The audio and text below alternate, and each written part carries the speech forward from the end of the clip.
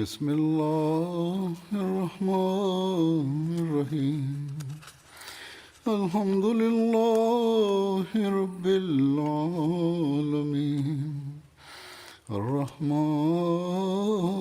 الرحيم مالك يوم الدين إياك نعبد وإياك نستعين اهدنا الصراط المستقيم صراط الذين أنعمت عليهم غير المغضوب عليهم ولا الضالين.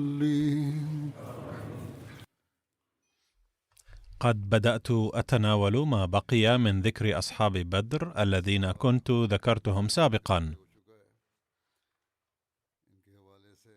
واليوم أيضا سأتناول الموضوع نفسه،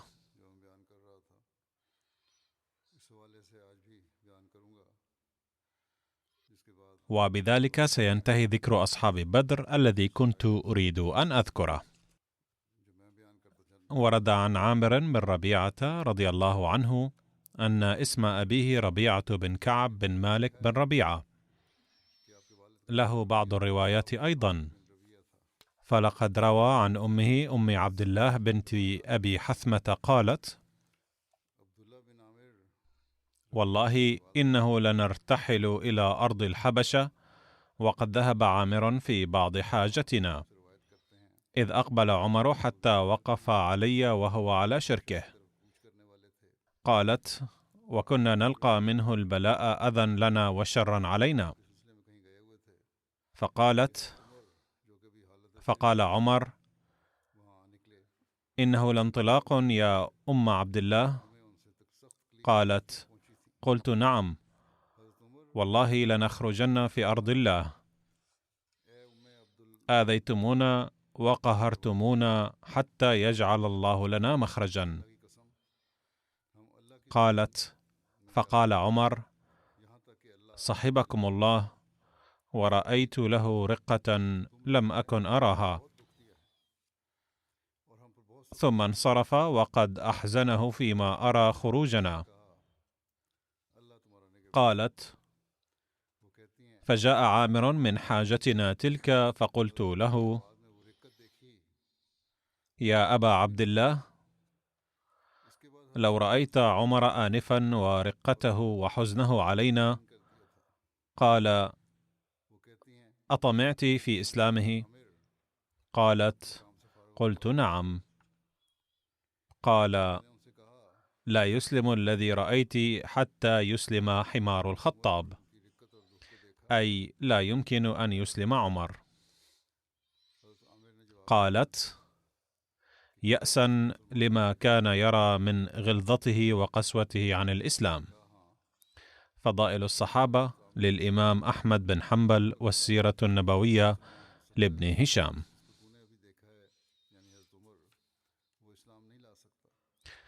عن عبد الله بن عامر بن ربيعة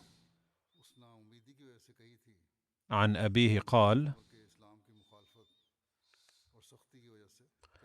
بعثنا رسول الله صلى الله عليه وسلم في سرية نخلة، وهي تسمى سرية عبد الله بن جحش أيضا، ومعنا عمرو بن سراقة، وكان رجلا لطيف البطن طويلا، فجاع فانثنى صلبه، فكان لا يستطيع أن يمشي، فسقط علينا، فأخذنا صفيحة من حجارة فربطنا على بطنه، ثم شددناها على صلبه، فمشى معنا، فجئنا حيا من العرب فضيفونا، فمشى معنا، ثم قال: قد كنت أحسب الرجلين يحملان البطن، فإذا البطن يحمل الرجلين.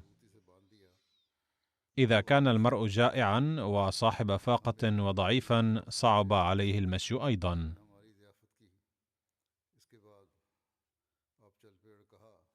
عن أبي أمامة حدث أن سهلا وعامر بن ربيعة قال لهما رسول الله صلى الله عليه وسلم: اخرج يا سهل بن حنيف ويا عامر بن ربيعة حتى تكونوا لنا عينا.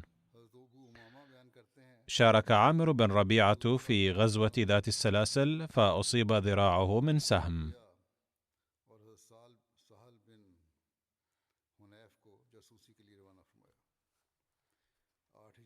عن عبد الله بن عامر عن أبيه قال: مر رسول الله صلى الله عليه وسلم بقبر فقال: ما هذا القبر؟ قالوا: قبر فلانة. قال: أفلا آذنتموني؟ قالوا: كنت نائما فكرهنا أن نوقظك. قال: فلا تفعلوا، فادعوني لجنائزكم. فصف عليها فصلى.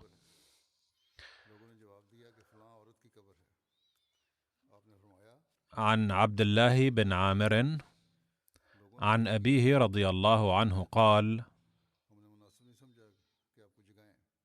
إن كان رسول الله صلى الله عليه وسلم ليبعثنا في السرية ما لنا زاد إلا السلف، يعني الجراب من التمر، فيقسمه صاحبه بيننا قبضة قبضة حتى يصير إلى تمرة. قال: فقلت: وما كان يبلغ من التمرة؟ قال: لا تقل ذلك يا بني، ولبعد أن فقدناها فاختلطنا إليها.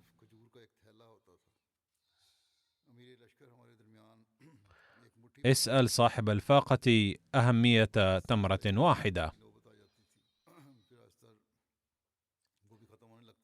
عندما طرد عمر رضي الله عنه اليهود من منطقة خيبر في عهد خلافته، قسم أراضي وادي قرى بين الناس، منهم عامر بن ربيعة.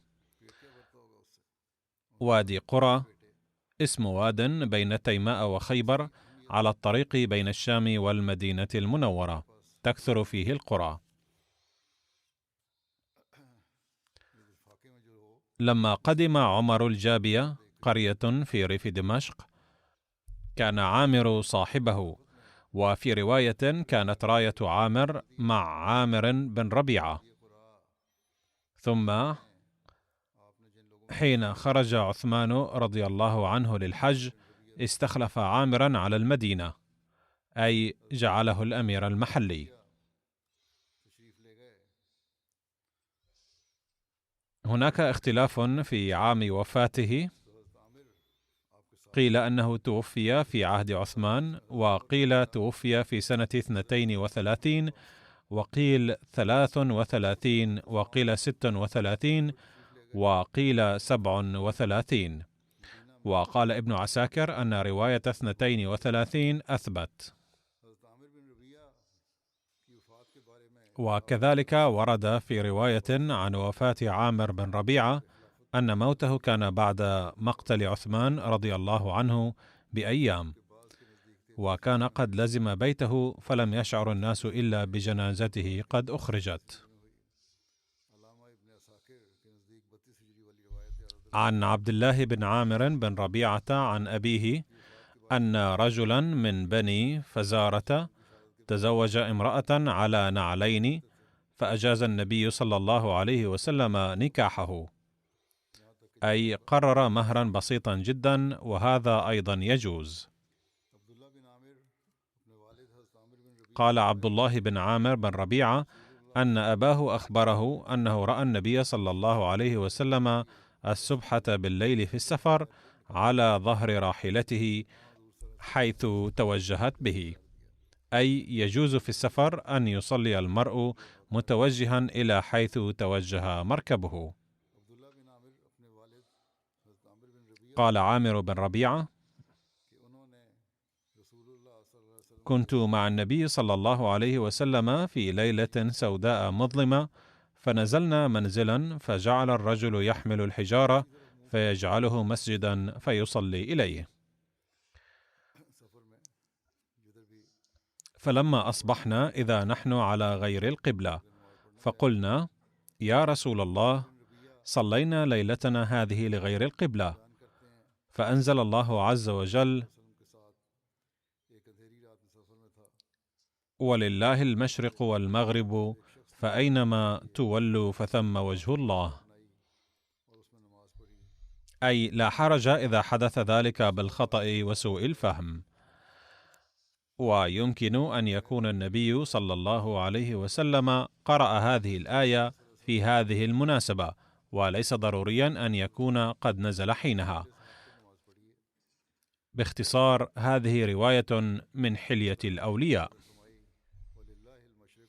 عن عامر بن ربيعة قال: قال رسول الله صلى الله عليه وسلم: من صلى علي صلاة صلى الله عليه 10، فأكثروا أو أقلوا.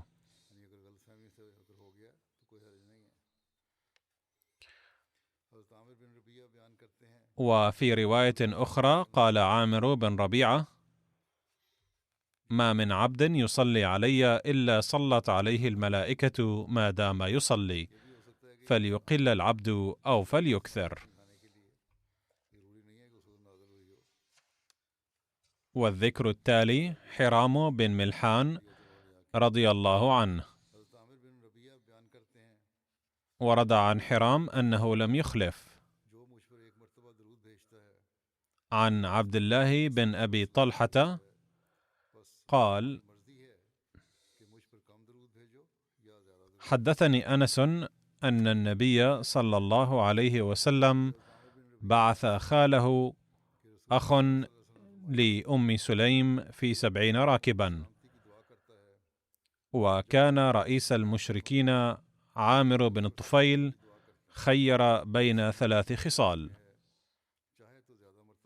فقال: يكون لك أهل السهل ولي أهل المدر، أو أكون خليفتك، أو أغزوك بأهل غطفان ب1000 و1000. فطعن عامر في بيت أم فلان، فقال: غدة كغدة البكر في بيت امرأة من آل فلان، ائتوني بفرسي، فمات على ظهر فرسه.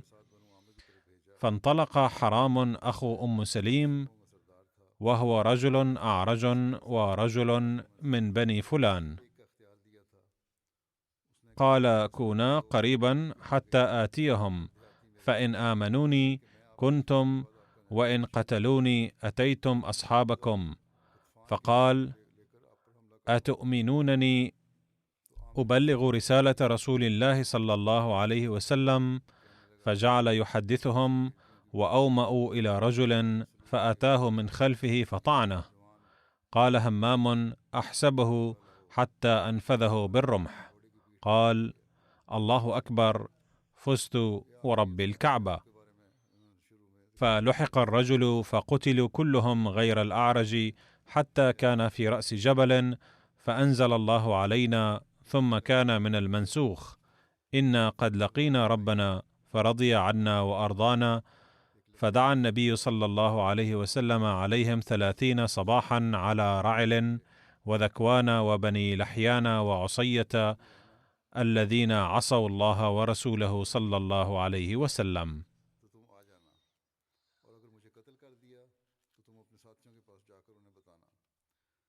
هذا ما ورد في صحيح البخاري. وفي رواية أخرى من البخاري ورد أنه طعن بالحربة. وفي رواية النبي صلى الله عليه وسلم دعا عليهم، أي ضد قبيلتي رعل وذكوان من بني سليم، شهرا في صلاة الغداة. وقال أنس رضي الله عنه أن ذلك بدء القنوت، وما كنا نقنت من قبل.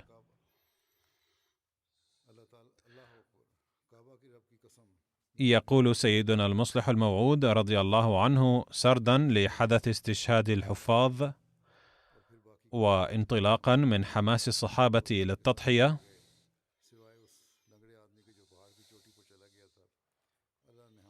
يتبين لنا بقراءة التاريخ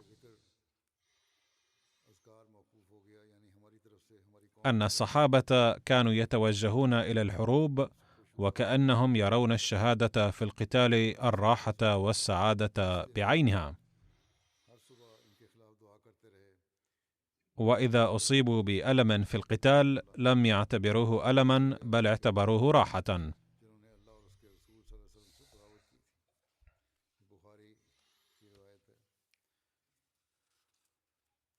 نجد في التاريخ مثل هذه أحداث الصحابة بكثرة، التي تفيد أنهم رأوا عين راحتهم أن يقتلوا في سبيل الله.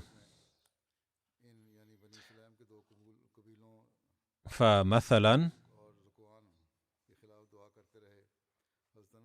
أولئك الحفاظ الذين بعثهم النبي صلى الله عليه وسلم إلى قبيلة في وسط العرب لتبليغ الإسلام، كان منهم حرام بن ملحان أيضا، الذي ذهب برسالة الإسلام إلى عامر بن طفيل سيد بني عامر، وتخلف عنه بقية أصحابه، فرحب به عامر بن الطفيل وأفراد قبيلته في البداية بالنفاق،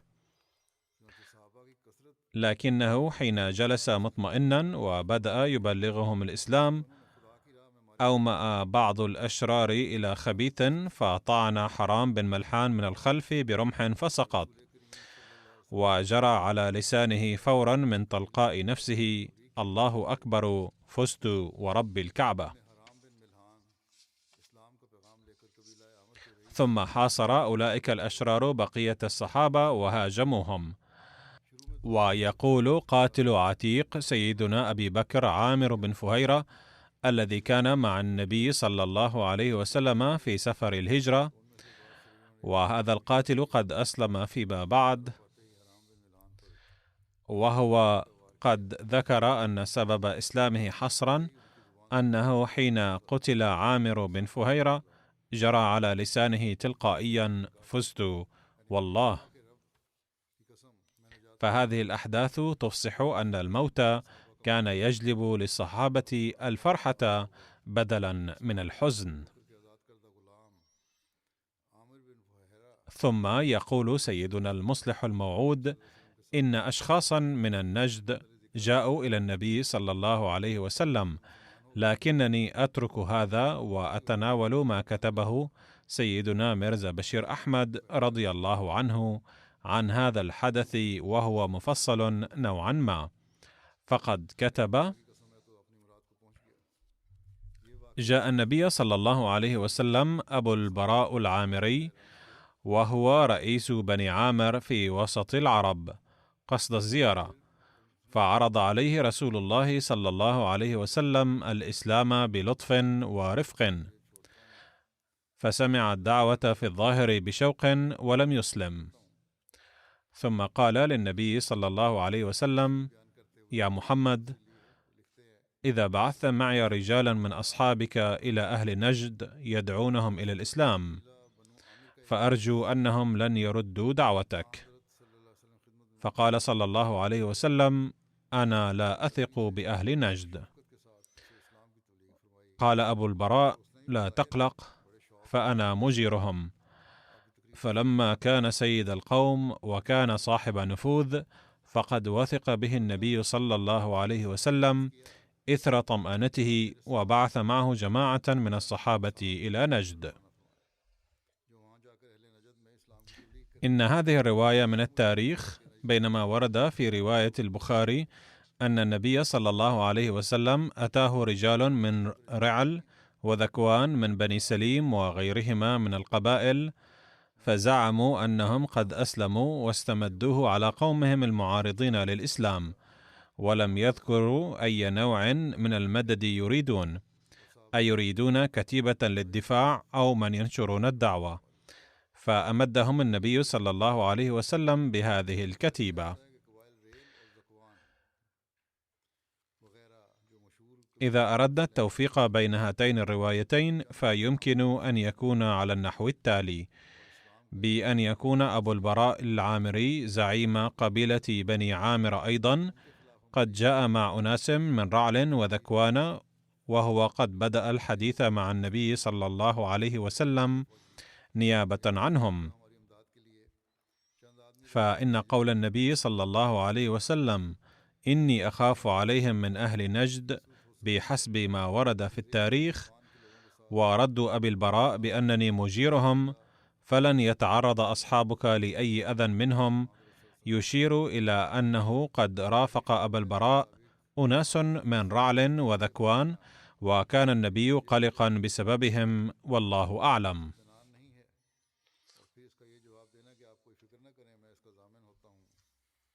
على أي حال، بعث النبي المنذر بن عمرو الأنصاري في صفر عام 4 الهجري أميرا على سرية من 70 من الصحابة، معظمهم كانوا من الأنصار وكلهم من قراء القرآن، وكانوا يقطعون الخشب من الغابة نهارا ويعيشون على ثمنه ويقضون وقتا طويلا من الليل في العبادة. فلما نزلوا بموضع عرف ببئر هناك اشتهر ببئر معونة، توجه حرام بن ملحان وهو خال سيدنا أنس بن مالك برسالة رسول الله صلى الله عليه وسلم إلى عمرو بن الطفيل رئيس قبيلة بني عامر، وهو ابن أخي أبي البراء العامري، وبقي الصحابة الآخرون في مكانهم. فلما أتى حرام بن ملحان بصفته مبعوث النبي صلى الله عليه وسلم إلى عامر بن الطفيل وأصحابه، رحبوا به في البداية نفاقا، فلما اطمأن وجلس معهم يبلغهم دعوة الإسلام، أومأ بعض الأشرار إلى أحدهم فطعن هذا المبعوث البريء في ظهره وقتله، وكان على لسانه وقت استشهاده: الله أكبر، فزت ورب الكعبة. لم يكتفي عامر بن الطفيل بقتل مبعوث رسول الله صلى الله عليه وسلم، بل استصرخ على أصحاب النبي صلى الله عليه وسلم بني عامر، فأبوا أن يجيبوه إلى ما دعاهم إليه، وقالوا: لن نخفر أبا البراء ولن نهاجم المسلمين. فاستصرخ عليهم عمرو قبائل رعلا وذكوان وعصية من سليم، كما ورد في رواية البخاري: فأتوا النبي صلى الله عليه وسلم في وفد، فأخذوهم معهم، ثم هاجموا جماعة المسلمين قليلة العدد الذين لم يكن لهم حول ولا قوة. لما رأى المسلمون هؤلاء الوحوش قادمين إليهم، قالوا لهم: إنا لا نريد أن نتعرض لكم، وإنما جئنا لإنجاز مهمة لرسول الله صلى الله عليه وسلم، وما جئنا للقتال. ولكنهم لم يستمعوا لهم وقتلوهم بالسيوف. ولم ينجو من هؤلاء الصحابة إلا شخص واحد، هو الصحابي كعب بن زيد، وكان أعرج، فصعد على الجبل. وفي بعض الروايات أن الكفار حملوا عليه وجرحوه وتركوه ظنا منهم أنه قد مات، ولكن كان به رمق فنجا. وكان هناك صحابيان آخران من هذه الجماعة للصحابة، وهما عمرو بن أمية الضمري والمنذر بن محمد، وكانا يرعيان الجمال بعيدا عنهم. فلما نظرا من بعيد إلى المكان الذي نزلوا فيه، فإذا الطير تحوم على العسكر، وكانا يفهمان الإشارات الصحراوية جيدا، فأدركا على الفور أن قتالا قد وقع هناك، فرجعا فرأيا المجزرة التي نفذها الكافرون الظالمون، فبعد رؤية المشهد من بعيد تشاورا فيما بينهما، فقال أحدهما: أرى أن نلحق بالمدينة لنخبر النبي صلى الله عليه وسلم الخبر. فقال الآخر: لكني ما كنت أرغب بنفسي عن موطن قتل فيه أميرنا المنذر بن عمرو. ثم تقدم وقاتل القوم حتى قتل. أما عمرو بن أمية الضمري فأسره الكفار وأرادوا قتله، ولكنهم لما علموا أنه من مضر أطلقه عامر بن الطفيل وجز ناصيته على عادة العرب، وأعتقه عن رقبة زعم أنها كانت على أمه من قبيلة مضر، وقال: أعتقك بسبب نذر أمي. فهكذا لم ينجو من هؤلاء الصحابة 70 إلا 2، أحدهما عمرو بن أمية الضمري، والآخر كعب بن زيد الذي تركه الكفار ظنا منهم أنه قد مات. ومن بين الصحابة الذين استشهد في بئر معونة عامر بن فهيرة عتيق سيدنا أبي بكر، وكان من المسلمين المخلصين القدامى، قتله حبار بن سلمى الذي أسلم فيما بعد. وقد أخبر بعد إسلامه أن سبب إسلامه أنه لما استشهد عامر بن فهيرة قال: فزت والله. فتعجبت من سماع ذلك وقلت: لقد قتلت هذا ومع ذلك يقول فزت والله، فما هذا؟ قال: فسألت فيما بعد الناس سبب قوله، فعلمت أن المسلمين يرون الموت في سبيل الله أكبر فوز، فكان لهذا الحادث أثر عميق على نفسي حتى أسلمت. بلغ النبي صلى الله عليه وسلم وصحابته خبر ما حصل بالرجيع وببئر معونة في وقت واحد تقريبا، فأصابته صدمة كبيرة، حتى ورد في بعض الروايات أنه لم يصبه صدمة مثلها لا قبلها ولا بعدها. وبالفعل فإن قتل حوالي 80 صحابيا غدرا الذين كانوا قراء القرآن الكريم وحفظته وكانوا من فقراء المسلمين لم يكن بواقعة هينة حتى بالنظر إلى تقاليد العرب الوحشية، وكانت وفاتهم بمنزلة وفاة أبناء النبي صلى الله عليه وسلم، بل أشد من ذلك، لأن القرابة الروحانية أعز على الإنسان الروحاني مما تكون القرابة المادية على الإنسان المادي. فأصاب هذه الواقعات النبي صلى الله عليه وسلم بصدمة شديدة، ولكن الإسلام يأمر بالصبر في كل حال، فلما بلغه الخبر قال: إنا لله وإنا إليه راجعون، ثم لزم الصمت بعد أن قال: هذا عمل أبي براء، وقد كنت لهذا كارها ومتخوفا من إرسال أصحابي إلى هؤلاء القوم. ثم هناك ذكر الصحابي سعد بن خولة رضي الله عنه، كان من بني مالك بن حصل بن عامر بن لؤي، ويرى البعض أنه كان حليف بن عامر بن لؤي، وكان من عجم الفرس القاطنين في اليمن. عن عامر بن سعد بن أبي وقاص عن أبيه قال: عادني رسول الله صلى الله عليه وسلم في حجة الوداع من وجع أشفيت منه على الموت، فقلت: يا رسول الله، بلغني ما ترى من الوجع، وأنا ذو مال ولا يرثني إلا ابنة لي واحدة، أفأتصدق بثلثي مالي؟ قال: لا. قال: قلت: أفأتصدق بشطره؟ قال: لا، الثلث، والثلث كثير. إنك أن تذر ورثتك أغنياء خير من أن تذرهم عالة يتكففون الناس، ولست تنفق نفقة تبتغي بها وجه الله إلا أجرت بها حتى اللقمة تجعلها في امرأتك. قال: قلت: يا رسول الله، أخلف بعد أصحابي؟ قال: إنك لن تخلف، فتعمل عملا تبتغي به وجه الله إلا ازددت به درجة ورفعة، ولعلك تخلف حتى ينفع بك أقوام ويضر بك آخرون. اللهم أمض لأصحاب هجرتهم ولا تردهم على أعقابهم. لكن البائس سعد بن خولة قال: رثى له رسول الله صلى الله عليه وسلم من أن توفي بمكة. وفي رواية أن النبي صلى الله عليه وسلم رثى لسعد بن خولة لأنه توفي في مكة، ذلك أن الذي هاجر من مكة كان رسول الله صلى الله عليه وسلم يكره له أن يرجع إليها أو يقيم فيها أكثر من أيام الحج أو العمرة.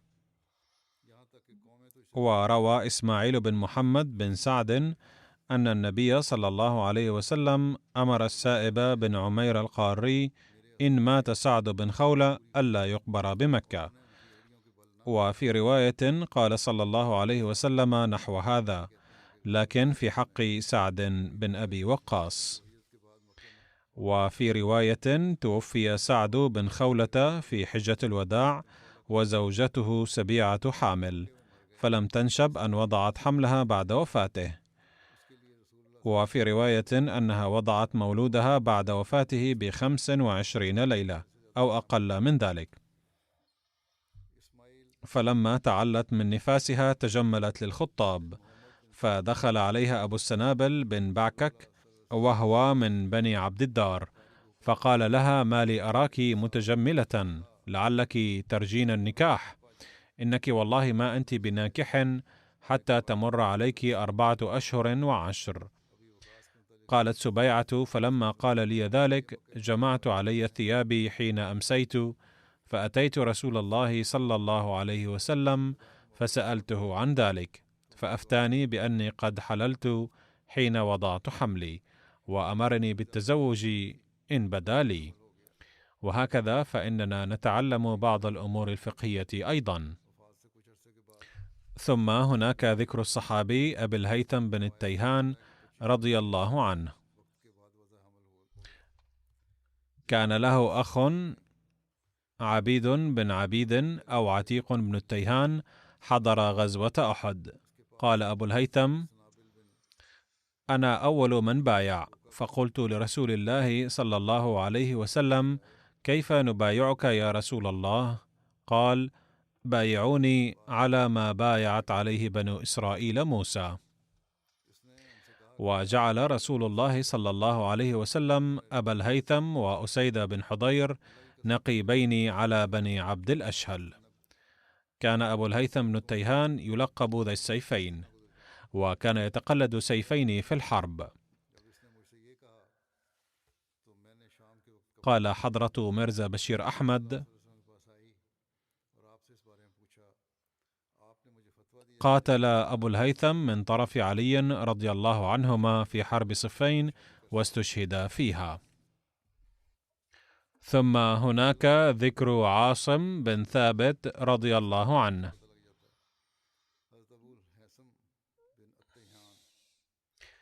كان اسم أحد أبنائه محمد الذي ولد من بطن هند بن مالك. لقد بين الإمام الرازي في شرح آية عن الذين كانوا قرب النبي صلى الله عليه وسلم في غزوة أحد. وقد ذكر الخليفة الرابع رحمه الله أيضا شارحا الآية نفسها وقال: لقد قدم الإمام الرازي شهادة قاطعة عن 14 شخصا كانوا موجودين حينذاك مع النبي صلى الله عليه وسلم ولم يتركوه مطلقا. وقد ورد في تلك الأسماء من المهاجرين سيدنا أبو بكر وعلي رضي الله عنهما.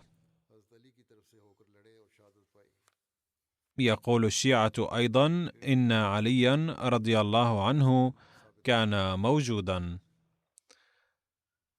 إذن كان من بينهم أبو بكر، علي، عبد الرحمن بن عوف، سعد بن أبي وقاص، طلحة بن عبيد الله، أبو عبيدة بن الجراح، والزبير بن العوام رضي الله عنهم من المهاجرين. ومن الأنصار خباب بن المنذر، أبو دجانة، عاصم بن ثابت، حارث بن صمة رضوان الله عليهم. وكذلك وردت أسماء سهل بن حنيف وأسيد بن حضير وسعد بن معاذ رضي الله عنهم أيضا. وقد ورد أيضا أن 8 منهم كانوا قد أقسموا على الموت، بمن فيهم 3 من المهاجرين و5 من الأنصار. والغريب في الأمر أنه لم يقتل منهم أحد، فقد حماهم الله بحماية خاصة منه. والذكر التالي هو لسهل بن حنيف الأنصاري.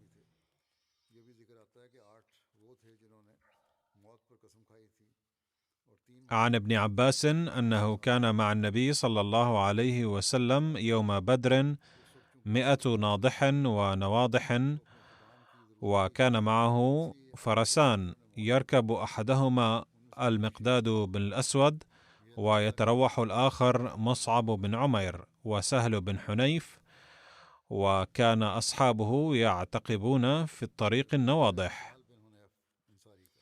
فكان رسول الله صلى الله عليه وسلم وعلي ومرثد بن أبي مرثد الغنوي حليف حمزة بن عبد المطلب يعتقبون ناضحا. وقد ورد ذكر سهل بن حنيف أيضا في الذين كانوا مع النبي صلى الله عليه وسلم يوم أحد. عن يسير بن عمرو قال: دخلت على سهل بن حنيف فقلت: حدثني ما سمعت من رسول الله صلى الله عليه وسلم. قال: في الحرورية. قال: أحدثك ما سمعت لا أزيدك عليه. سمعت رسول الله صلى الله عليه وسلم يذكر قوما يخرجون من هنا، وأشار بيده نحو العراق، يقرؤون القرآن لا يجاوز حناجرهم، يمرقون من الدين كما يمرق السهم من الرمية. قلت: هل ذكر لهم علامة؟ قال: هذا ما سمعت لا أزيدك عليه. عن عمير بن سعيد يقول: صلى علي على سهل بن حنيف فكبر عليه 5، فقالوا: ما هذا التكبير؟ فقال: هذا سهل بن حنيف من أهل بدر، ولأهل بدر فضل على غيرهم، فأردت أن أعلمكم فضلهم. ثم هناك ذكر جبار بن صخر رضي الله عنه. سرية علي بن أبي طالب إلى بني طيء كانت في 9 من ربيع الآخر عام 9 من الهجرة، وقد ورد عنها: بعث رسول الله صلى الله عليه وسلم عليا بن أبي طالب في 50 و100 رجل.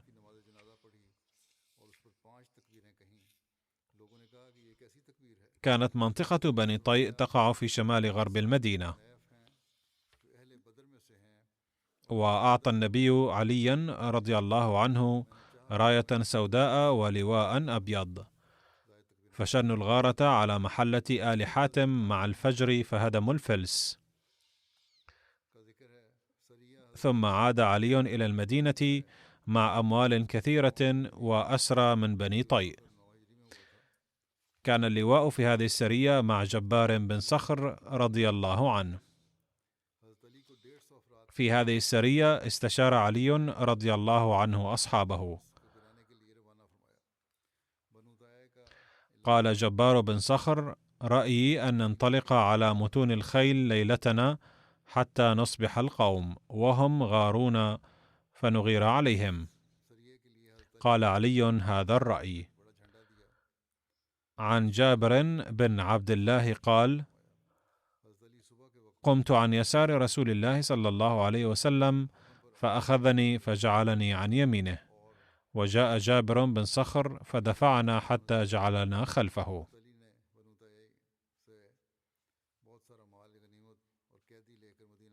في رواية أن عمرو بن ود قتل عمير بن أبي وقاص، وفي رواية أخرى أحسن بن سعيد قتل عمير بن أبي وقاص. إلى هنا انتهى ذكر جبار بن صخر، ثم هناك ذكر عمير بن أبي وقاص، وقد ورد عنه في رواية أن عمرو بن ود قتله، وجاء في رواية أخرى أن أحسن بن سعيد قتله.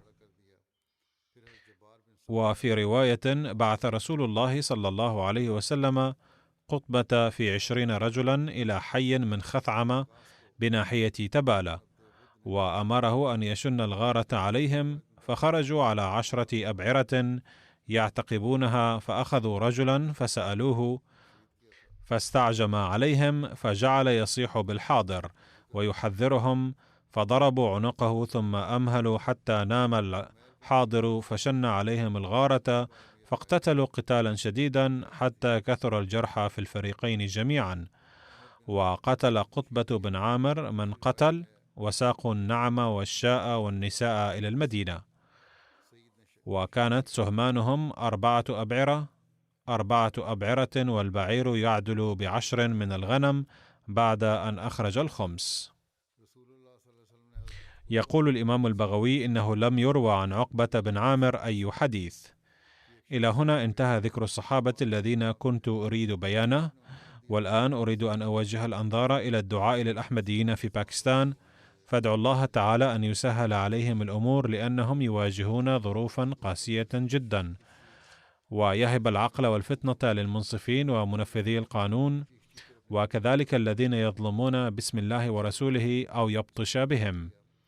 وثانيا ادعوا للأحمديين في بوركينا فاسو، لأنهم أيضا يواجهون ظروفا صعبة، ولا يزال الإرهابيون والمتطرفون يواصلون أعمالهم الإرهابية نفسها.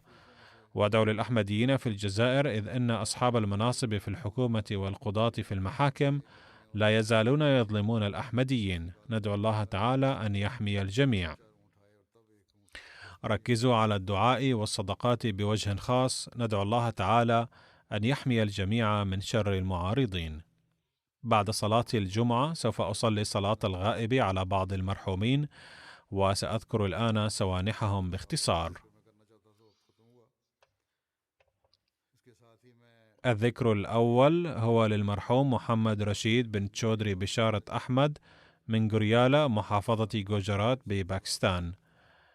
اقتحم بيته 2 من المعارضين وأطلقا عليه الرصاص وأردوه قتيلا بتاريخ 19 من فبراير. إنا لله وإنا إليه راجعون.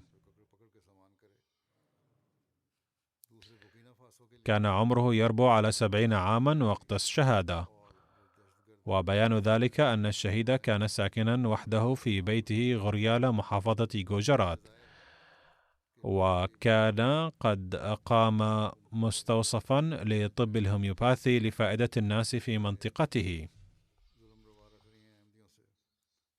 وكان الناس في المناطق المجاورة يستفيدون منه كثيرا.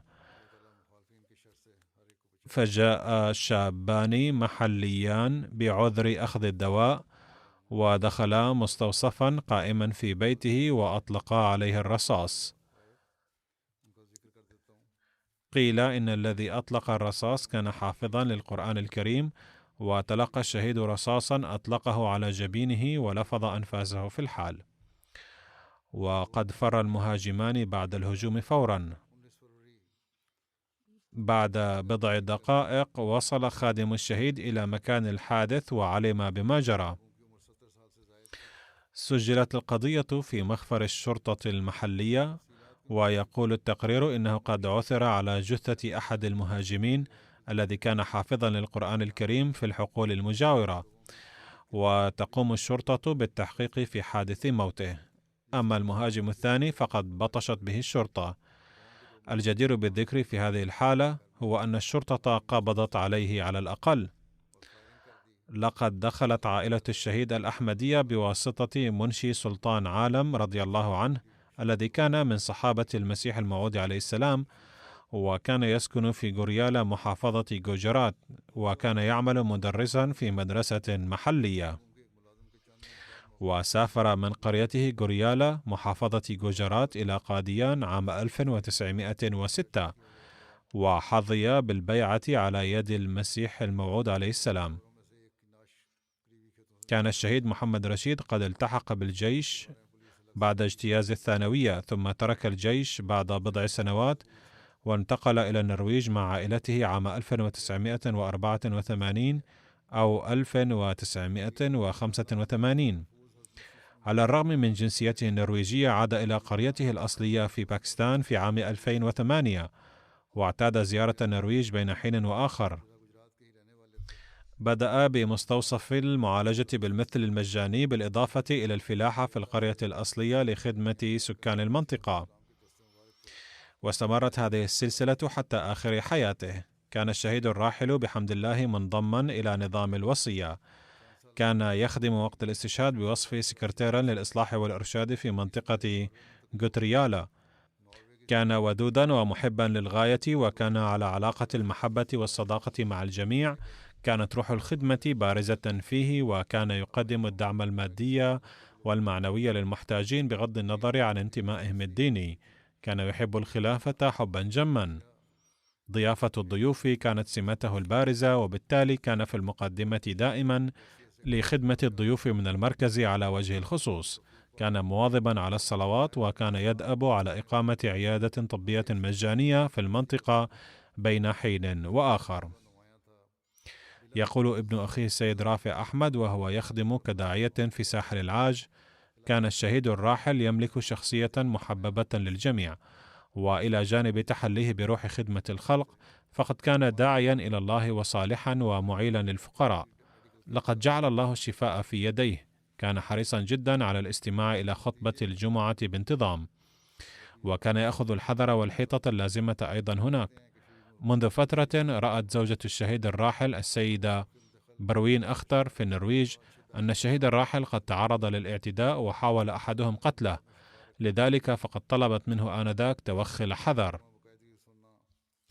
لقد ترك الشهيد خلفه زوجته السيدة بروين أختر التي تعيش حاليا في النرويج، وابنين و5 بنات.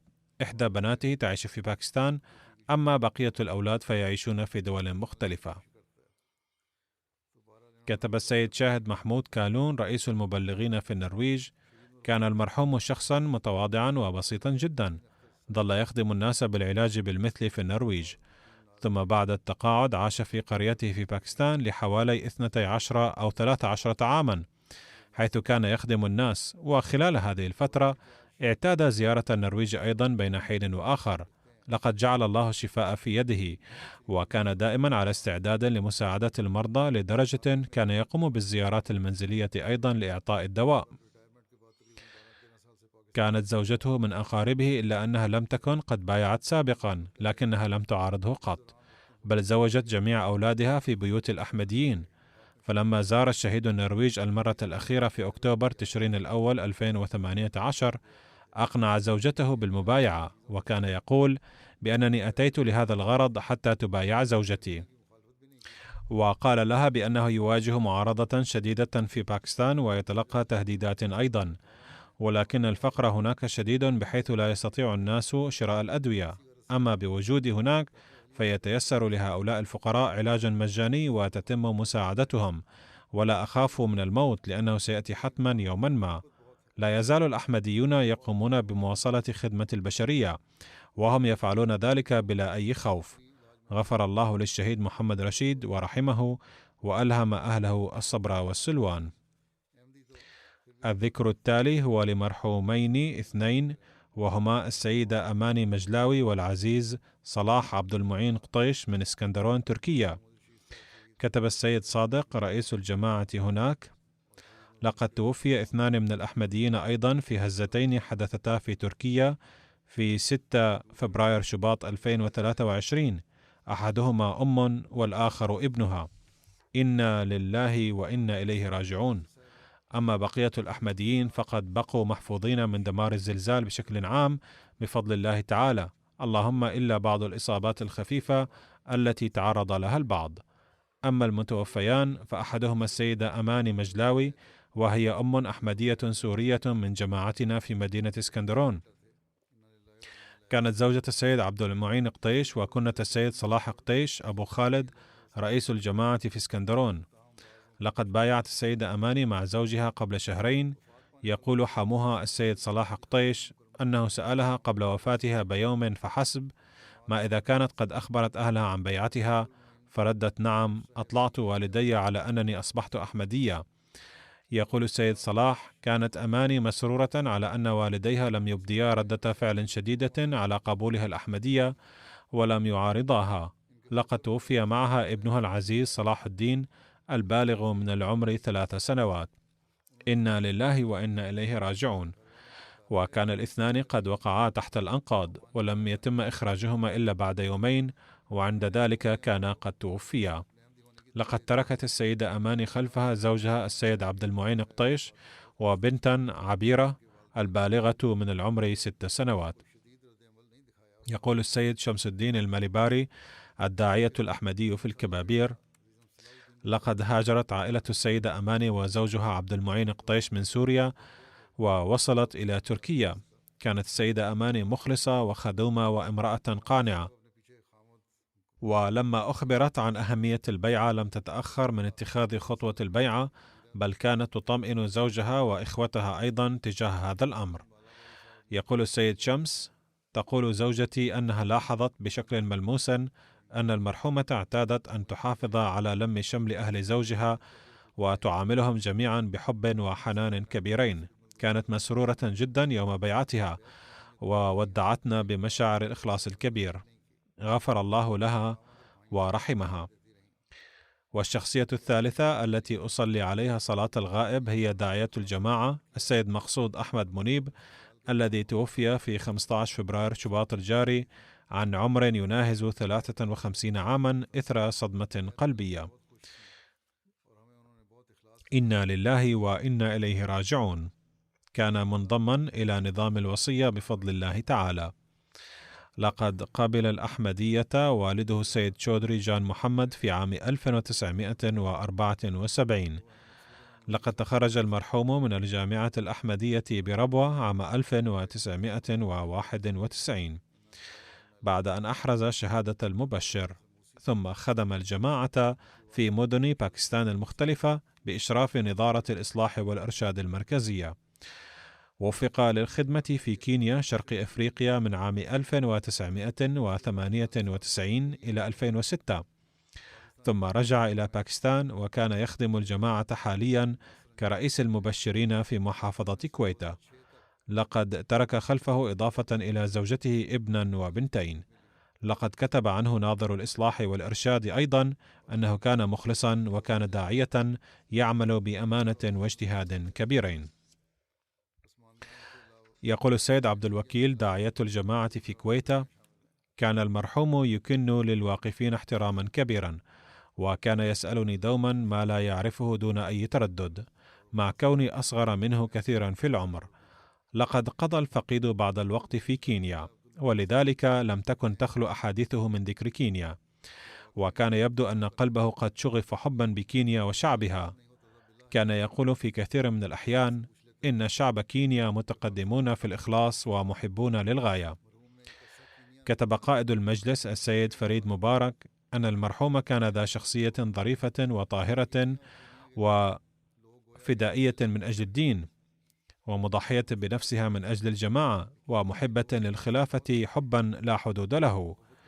يقول: عندما علمت بتعيين داعية كبير وقديم هنا في كويتا كنت سعيدا جدا، لأن الجماعة في كويتا كانت بحاجة إليه.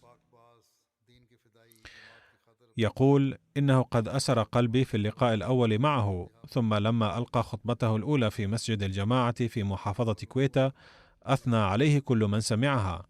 كان مضيافا يدعو الجميع إلى بيته، ثم كان يخدمه أيما خدمة. كان يظهر من عينيه ما يكنه في قلبه من لوعة من أجل الجماعة، فلما كان يخطب بيننا كان يلقي كلماته بحماس ونشاط عجيب يجعل عيون السامعين تذرف دموعا من شدة التأثر بها. كان يحضر جميع الاجتماعات والجولات، وكان يحاول أن يولد في قلب كل من يلتقي به اهتماما كبيرا بالجماعة. كان يملك خزينة كبيرة من علوم الجماعة أيضا، وكان رجلا متواضعا لدرجة لم أرى في حياتي شخصا متواضعا مثله.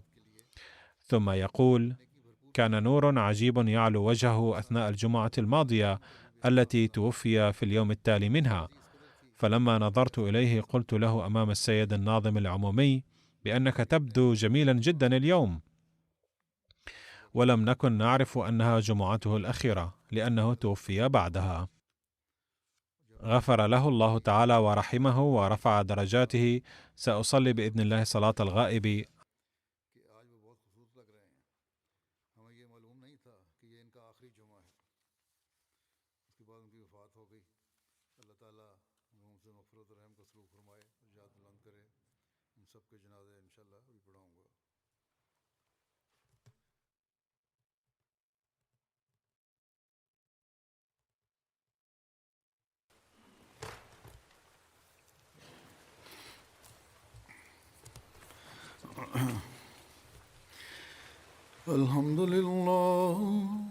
الحمد لله نحمده ونستعينه ونستغفره ونؤمن به ونتوكل عليه